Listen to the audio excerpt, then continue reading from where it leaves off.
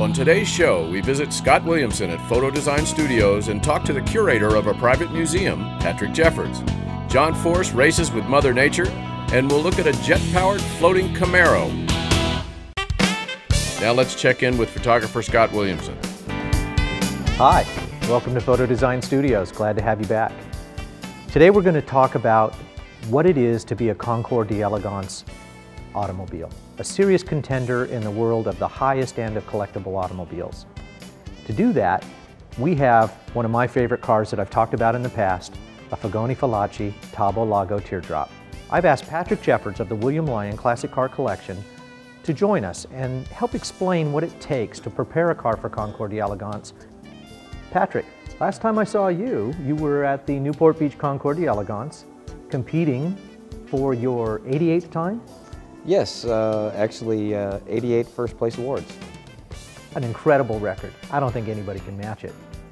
We have this great 1938 Talbot Lago Teardrop. What do you know about this car? This particular car has quite a bit of history.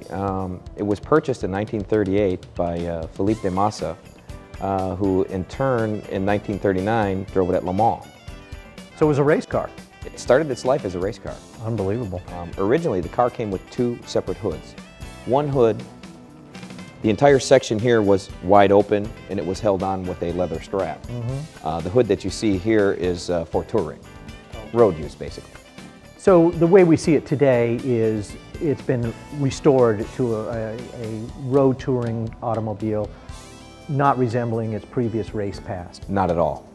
What is it that makes a car a Concours d'Elegance competitor?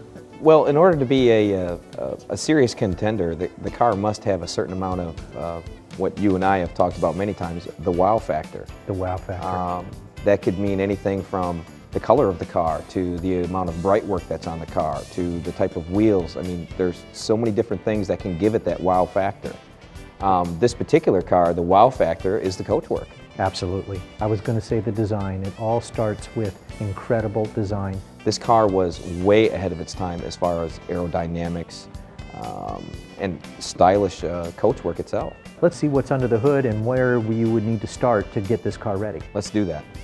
Well, this is an incredible looking motor, but it was a performer, wasn't it? The engine was detuned for the touring car, which this originally was, but it didn't take much to make this into a competition car once de Massa got it home. So we have a Huel 6-cylinder with 3 downdraft Stromberg carbs. This thing had to be able to do 130 plus miles an hour. Detuned, you were good for between 90 and 100 miles an hour. Tuned properly, this car would do anywhere from 130 to 140 miles an hour. It looks like this engine compartment has all the potential of being a real showpiece. It does.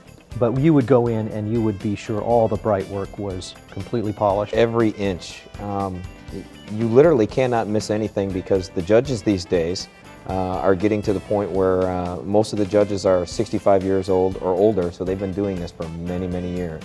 And you're not going to fool any of these guys with any little tricks of the trade.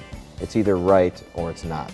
Well, that brings up a great point, Patrick. The generational aspect of the collector car hobby, preparation, judging. There's not very many guys left that do what I do, and I'm trying to perpetuate that by constantly having a young guy around, teaching him how this is done. Once they get involved, they literally kind of take off on their own, and my last protege is working for a collector in California here right now. I know I have interns in my studio too, and I feel the same way.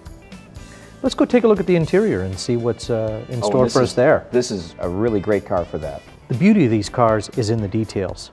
First, the window, the complete teardrop-shaped window, and that's where the name really comes from. Absolutely. But look at this. Every part of it's like a jewel. This handle, pressing in, opening, the suicide doors. Form and function. It just doesn't get any better. Really helps with the aerodynamics too. So let's take a look at some of the features that would have made this car special. One of the things that sets Talbot Lago apart from some of the other makers, the woodwork inside the car. Talbot Lago is famous for the chevron. You saw this on the inside of a car, it's definitely a Talbot. All hand carved. Correct. One of the other really interesting features is the beveled glass. Oh, that's so elegant. There's not many classics out there that actually, went to this extreme or this expense on a touring car. Well, the elegance didn't stop here. As we enter the cockpit, complete with the car was custom handmade Louis Vuitton luggage, which every woman loves. The instrumentation in this car was done by Jaeger. Most everything is usable as far as competition goes. Well, we talked earlier about how the sunroof would open wide to allow for great ventilation. So I thought I'd show you that.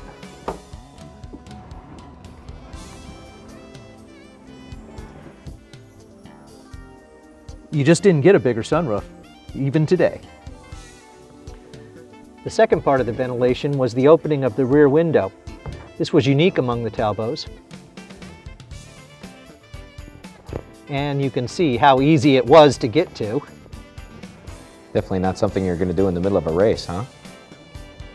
Pat, I think it's time to talk about the most important thing of all. Which has got to be the paint. It's got to be. It really all depends on the car. Where was the car made? How long ago was it restored? Is it German paint? Is it American paint? Is it Japanese paint? All of these things come into play. When you come to my shop, I'll show you all the different array of chemicals that I use. Well, I think we've covered everything. Not quite, but enough to maybe get some of the people out there a little more interested in what we do and get them involved. Thanks for coming here today to Photo Design Studios. Well, thanks for having me, Scott. Well, I'm Scott Williamson. Until next time, we'll see you again on Rolling Art.